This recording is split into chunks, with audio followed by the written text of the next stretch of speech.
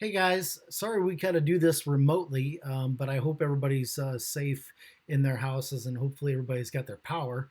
Dr. E and I are lucky to have our power on right now, and we're doing okay. So we're just bundling up and staying in the house.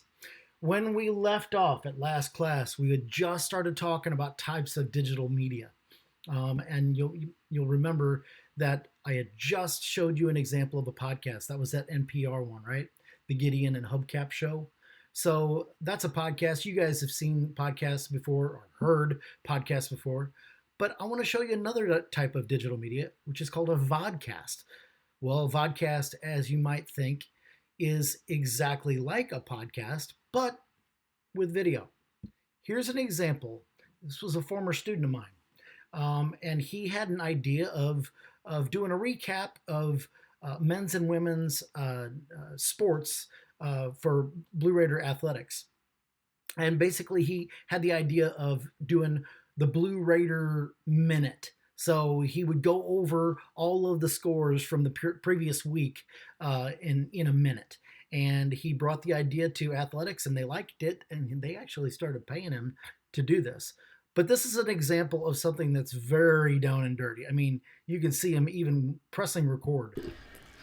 What's up, guys? It's Friday. That means it's time for your Raider review. I'm Steven Smith. I'll be taking you through everything that's happening in MTSU athletics this week. It's a big week because there's a lot of Conference USA.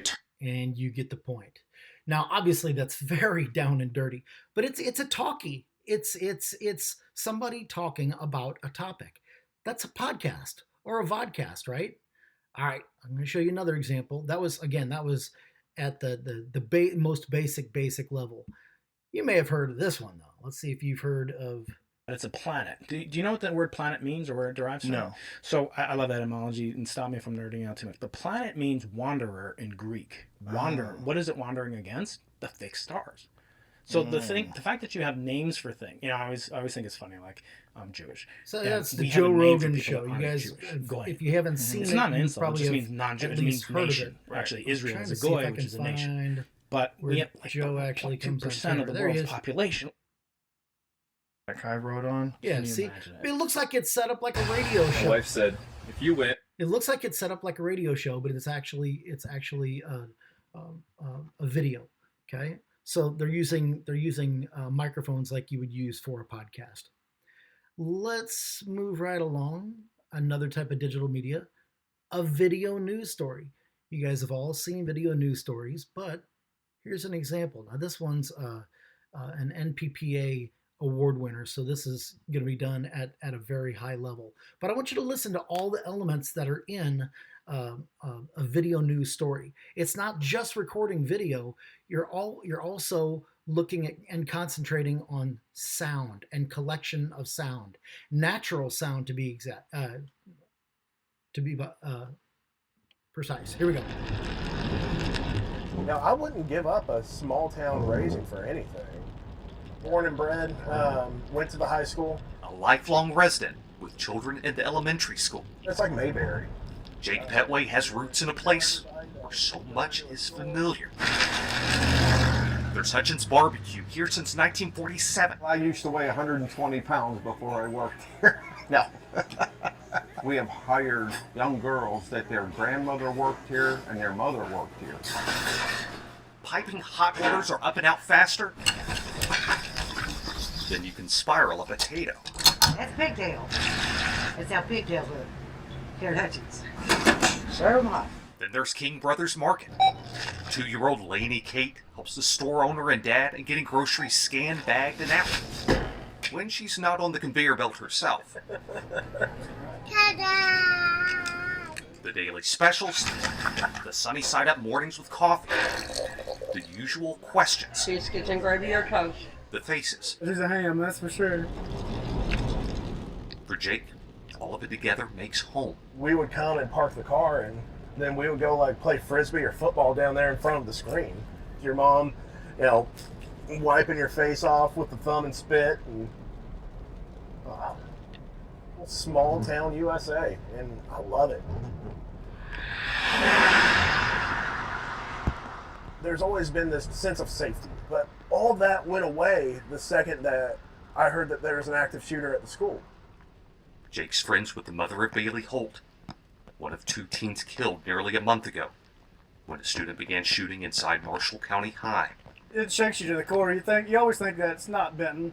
That's not Marshall County. It's it'll be somewhere else. A change to Jake's home was inevitable. Loved ones hold on to each other a little tighter. It's going to impact people as these kids grow older. Their memories are never going to go away. Is everybody trying to figure out how to stop this as we see these things such as Florida? But Jake says he knows the community surrounding the Parkland, Florida school shooting will pull together, just like his home did. That barbecue joint hosted Billy Graham's chaplains as they came to talk to people in comfort sessions. Good day. That supermarket sold their famous smoked sandwiches to raise thousands for the victims of the shooting. Which one's your favorite?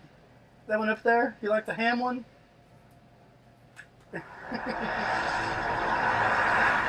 Everyone here helped in the way they could,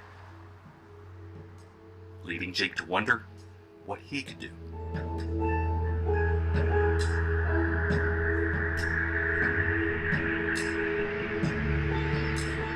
I'm not gonna be afraid. I'm not gonna be afraid. Jake sold more than 2,200 tickets to this day of benefit shows he assembled at Twin Lakes Worship Center. Playing to a hometown crowd is Unchained, Jake's band.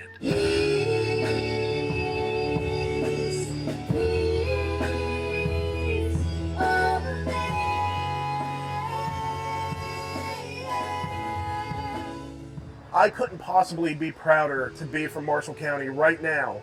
I've always loved being able to say, I'm from a small town. We've all pulled up our sleeves and it's let's do this and let's do it right.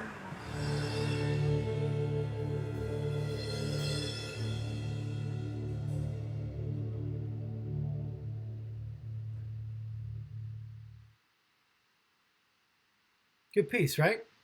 Now, I don't expect you to be that good right straight out of the gate, but let me show you another example here. Turn that off.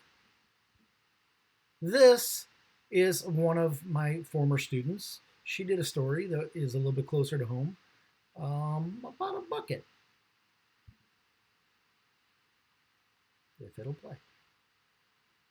We're about to see. Play. Cannonsburg Village in Murfreesboro, Tennessee is the home of the world's largest cedar bucket.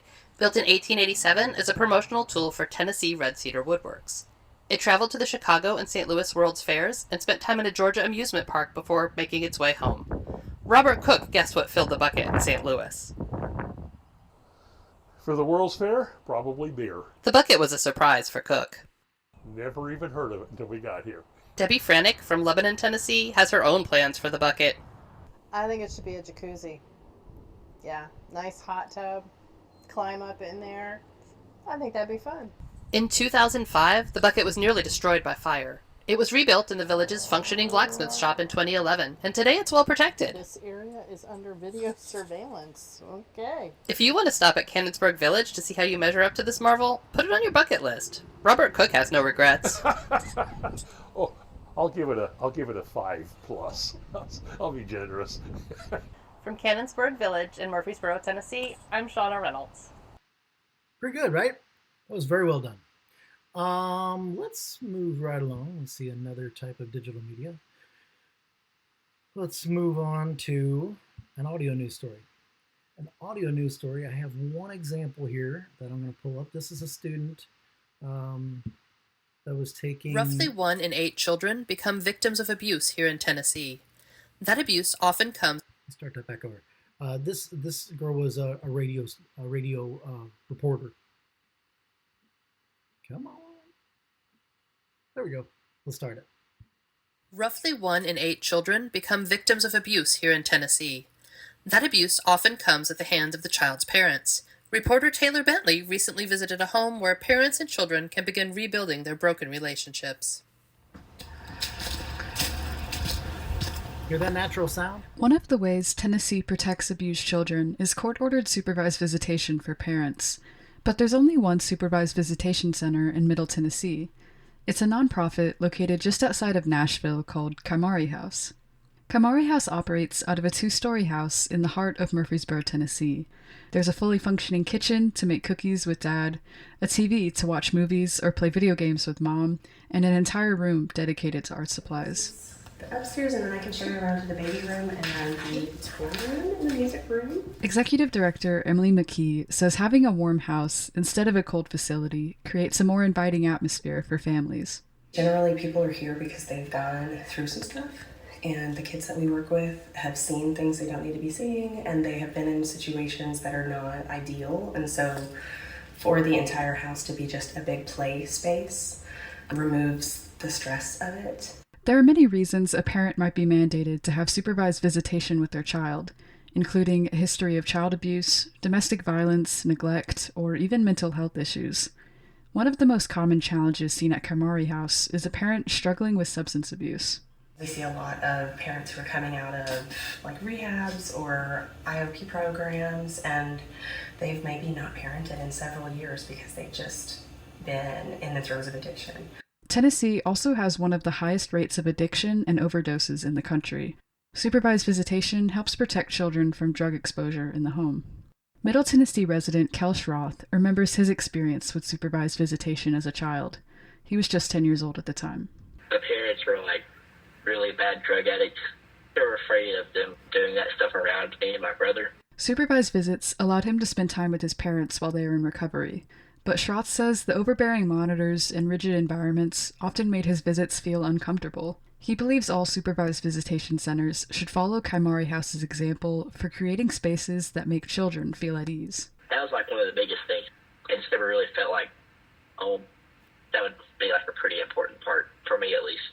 Kaimari House has helped reconnect hundreds of families over the past decade, but it wouldn't be the place it is today without the tragic story of its namesake, a baby boy named Kamari Clark. We were named after Kamari Clark. He was this guy right here. Kamari was just 16 months old when he died in 2010 due to complications from severe child abuse. His death became a wake-up call to create more child abuse prevention services in Tennessee. A framed photo of him hangs in the house's entryway with the words, "My Little Kaimari," written across it. It's a powerful reminder that every child who walks through the door deserves safety and support. Kaimari House is also the only supervised visitation center in the state that offers sliding scale fees. McKee says most families only pay $25 per hour of the $150 that it costs to keep the lights on. We literally exist on donations and grants and community partners, really believing in what we do. The nonprofit is still recovering from financial challenges it faced during the COVID-19 pandemic. Community donations have helped it stay open. The funds go toward maintaining the house, supporting the staff, and even providing gifts for children during the holidays. Because they don't get to have Christmas with their dad that doesn't live with them, or they don't get to have a birthday with their mom that's not at home. That gives them the opportunity to have those memories too. Kaimari House is more than just a house. It's where the challenging but necessary work of reconnecting fractured families begins. Taylor Bentley, WMTS News.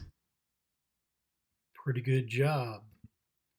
That is an audio news story. Let's move on to photo essays. Photo essays, which was the one that I had here? Is it this one right here? No, it's the different story. This is a photo essay. This is an example of a photo essay. What is a photo essay? Well, it's an essay. I'm sorry, photo essay. Sorry, I'll be all right. Photo essay. That is an infographic. Here's a photo essay. Sorry. So, and this is one of my former students also. They come up with an idea of what they want to do for their photo essay. Notice as you hover over it, you see the caption right here, okay, over this. This is basically what you guys are going to be doing. You're going to create a photo essay and infographic. A photo essay looks like this. The photos tell the story. Very simple. But they have to be powerful enough to carry the story, right? Fall fun in historic Granville. You got action, you have reaction to the action, you've got colorful shots from different angles, looking up, looking down, Every one of these is hoverable with caption information, which is something you're going to have to do. But it tells a story, and it doesn't do it with a whole bunch of written words. The story is very small. The photos actually take a majority of the story. There's a good closing shot right there too. It's a good shot, good piece. Let's look at another one. Desmond did this one. Nashville trends towards trendy restaurants. Got a little bit of script here, a little bit of an article here, but mostly the photos, because the photos carries the story. In this case, he chose not to do hover over text. In this case, his captions are at the bottom of each photo. But you've got a variety of photos, different angles. This one has a little bit of a Dutch angle on it. You're showing behind the scenes, in front of the bar, in back in the kitchen, right? A couple of the things, fancy things that they serve up. Really good stuff, and a nice closing shot of their sign. Pretty good. And infographics. Let's talk about infographics. I started to talk about one. The one that I just had was an infographic. This is his infographic that he embedded in there. What makes Nashville's food scene so great? And it has data. It has information in the form of data. So this is a good way. An infographic is a good way to display data in a more, in a more informal way. Data is boring, right? It's numbers. It's statistics. But if you use clip art and to show the data, it's less boring. Here's another one. Here's the diversity of population of Murfreesboro. See, they have pie charts, line graphs, bar graphs, things like that, and different percentages, right? This one's pretty colorful. Let's take a look at another one. Tennessee Antiques.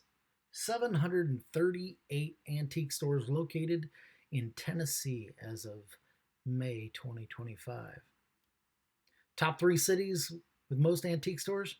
In this case, this one was a little bit small. I don't know if you guys can see those, the locations that she's talking about. So in this case, that's a little bit small, but it does give the information.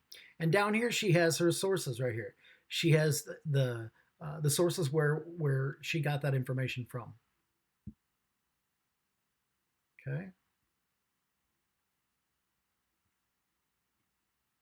There's another infographic right there on this one. This one's a little bit smaller. But that is what an infographic looks like. I'm going to show you a detailed one though. Watch this. This is an infographic that is very professional. This is an interactive infographic. So it's got all the stats, all the data of the Beatles. But check this out when I hover over it.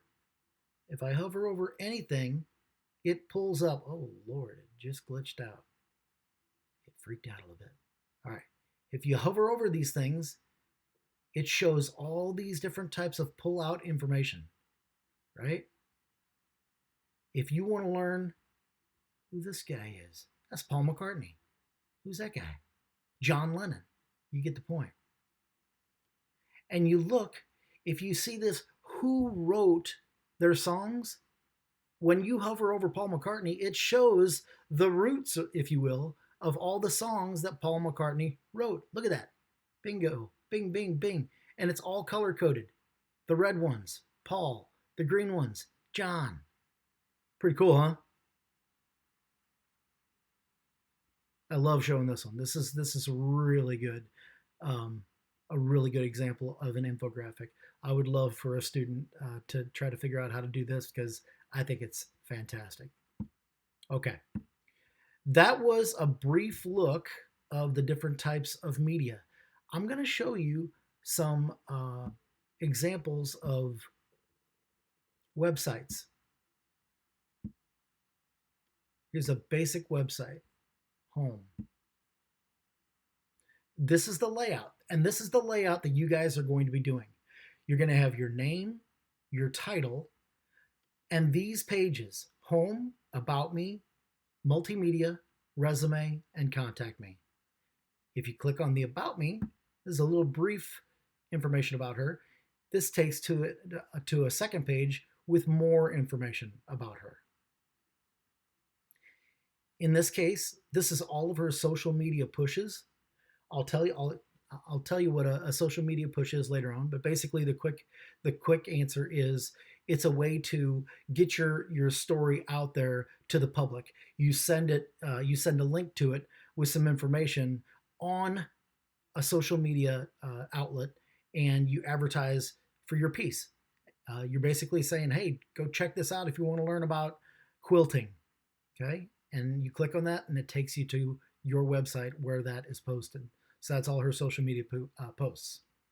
I'll come back to multimedia. I'm going to show you the quick pages first. You're going to have a resume page like this. Your information. If you don't want to put your personal cell phone number on there, I get it. You don't want that online. Just go ahead and put an email address at least so somebody can contact you. And also, you have a printable version of your resume. This is a downloadable. See how it says downloadable PDF down there? You're going to want a downloadable PDF. So you're going to have two versions of your resume. The digital one, that's this, and the downloadable print one. Going to have a contact me page. Basic information. This is how to contact you. And here's where all your stories are going to reside. This is actually set up like a blog page. You notice how it's got different posts, and all these posts are exactly the same type. Okay. We did numerous stories. We're going to do a couple of practice stories. That's going to be coming up. You're going to have a practice cell phone story, a practice DSLR story. That's the still camera. You're going to do a photo essay and infographic, an audio news story, and for your final project, a video news story. These are all going to be the stories that we just went over. And I just showed you an example of each of those. And that's pretty much it. So there's all the information, different things that you're going to be having. So yeah. So we'll go over some more later. I just wanted to record this very quick lecture. And again, sorry we couldn't do this in person, but at least you will get some information and we'll still be on pace. All right. Thank you very much.